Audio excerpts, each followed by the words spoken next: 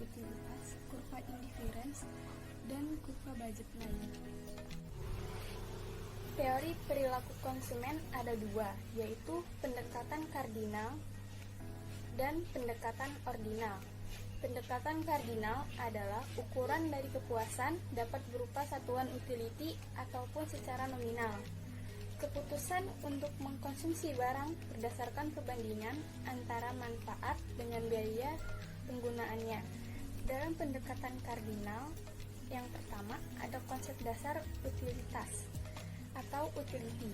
Dalam ilmu ekonomi, konsep dasar utilitas menunjukkan tingkat kepuasan pelaku ekonomi atas konsumsi barang dan jasa. Secara sederhana bisa digambarkan sebagai berikut. Seorang konsumen A memiliki pilihan apakah akan mengkonsumsi sate ayam atau sate kambing. Ia membuat berbagai pertimbangan yang mendatangkan manfaat terbesar, apakah itu dari aspek finansial, kesehatan, dan sebagainya. Keputusan yang pada akhirnya ia tetapkan atas pilihan-pilihan itulah yang membentuk konsep utilitas. Jadi, bisa disimpulkan bahwa teori utilitas merupakan teori yang menjelaskan pilihan-pilihan konsumsi atas konsumen, barang, dan jasa untuk mencapai kepuasan tertentu. Yang kedua, ada marginal utility dan the law of diminishing marginal utility. Pada prinsipnya, marginal utility menunjukkan tambahan kepuasan yang diterima konsumen pada setiap tambahan konsumsi barang dan jasa. Logikanya, ketika seorang mengkonsumsi barang dan jasa berulang kali, seperti konsumen A yang mengkonsumsi 3 porsi sate ayam, maka kepuasan yang ia dapatkan akan semakin berkurang. Faktor inilah yang menjadi dasar the law of diminishing marginal utility. Dengan demikian, the law of diminishing marginal utility menyatakan bahwa saat mengkonsumsi barang atau jasa secara berulang kali, maka tingkat kepuasan yang diperoleh dari konsumsi barang atau jasa tersebut akan semakin menurun.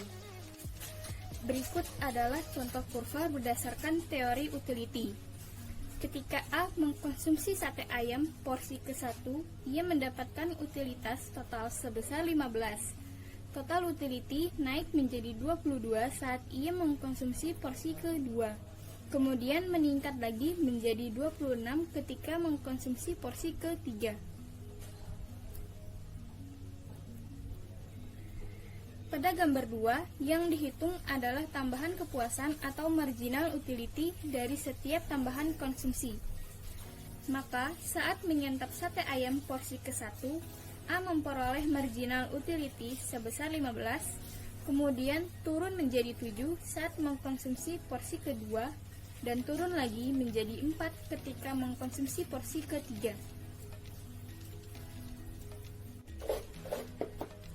Yang kedua ada pendekatan ordinal atau kurva indifference, menganggap bahwa kepuasan konsumen dari mengkonsumsi barang dan jasa tidak dapat dihitung dengan angka, tapi dikatakan lebih tinggi atau lebih rendah. Kurva indifference yaitu kurva yang menunjukkan kombinasi konsumsi dua macam barang yang berbeda yang memberikan tingkat kepuasan yang sama. Kondisi atau pilihan konsumsi terhadap barang X dan barang Y yang didapat dari kurva indifference yaitu jika konsumsi barang X lebih memberikan kepuasan daripada barang Y, maka nilai kepuasan barang X lebih dari barang Y, dan konsumsi berada dalam kondisi strongly prefer atau lebih memilih barang X daripada barang Y. Yang kedua, apabila nilai kepuasan barang X setara dengan barang Y, maka konsumen akan berada dalam posisi indifferent, yaitu menganggap kepuasan yang diperoleh dari kedua barang sama saja. Jadi, tidak masalah akan mengkonsumsi barang X atau barang Y. Kondisi yang terakhir yaitu ketika konsumen lebih menyukai dan sekaligus merasa sama saja saat mengkonsumsi barang X daripada barang Y, maka posisinya adalah lebih dari barang Y. Di sini konsumen berada dalam posisi softly prefer barang X daripada barang Y. Berikut adalah contoh kurva indifference. Titik A yaitu X1, Y1, titik B yaitu X2, Y2, titik C yaitu X3, Y3, dan titik lain di sepanjang kurva indifference menunjukkan pilihan konsumen atas konsumsi barang X dan barang Y yang memberikan kepuasan setara.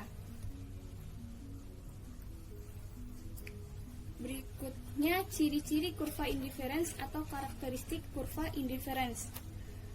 Yang pertama, slope dari kurva indifference selalu menurun atau negatif. Penjelasannya, katakanlah konsumen menyukai dua barang X dan Y.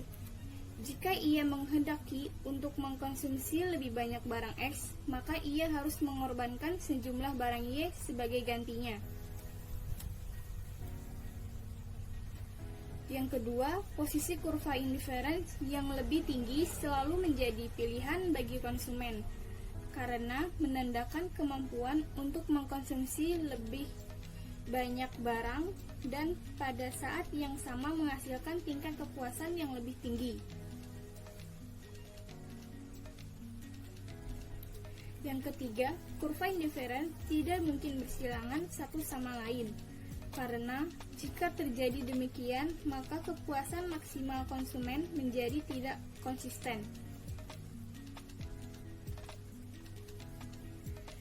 Yang keempat, kurva indifference semakin mendatar atau flat saat mendekati sumbu horizontal.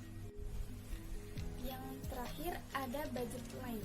Budget line adalah garis yang menghubungkan titik-titik kombinasi barang X dan barang Y yang mampu dibeli oleh konsumen pada tingkat pendapatan tertentu. Karakteristik budget line adalah sebagai berikut. Yang pertama, budget line berslope negatif. Hal ini disebabkan adanya efek substitusi antara barang X dan barang Y. Yang kedua, satu budget line untuk satu jumlah anggaran tertentu. Semakin besar jumlah uang yang dialokasikan untuk membeli barang X dan barang Y, ditujukan oleh garis yang semakin menjauhi titik nol. Yang ketiga, panjang penggal vertikal menunjukkan apabila keseluruhan dana digunakan untuk membeli barang Y. Sebaliknya, penggal horizontal menunjukkan apabila seluruh dana digunakan untuk membeli barang X. Tanda arah panah pada contoh gambar kurva budget line yaitu garis yang menunjukkan kombinasi dua macam barang yang menghabiskan anggaran tertentu. Berikutnya adalah kurva anggaran dan perubahan anggaran. Perubahan pendapatan yaitu naiknya jumlah Y dan jumlah X yang disebabkan oleh naiknya anggaran konsumen. Selanjutnya, perubahan harga yaitu naiknya jumlah X tetapi Y tetap disebabkan oleh turunnya harga barang X.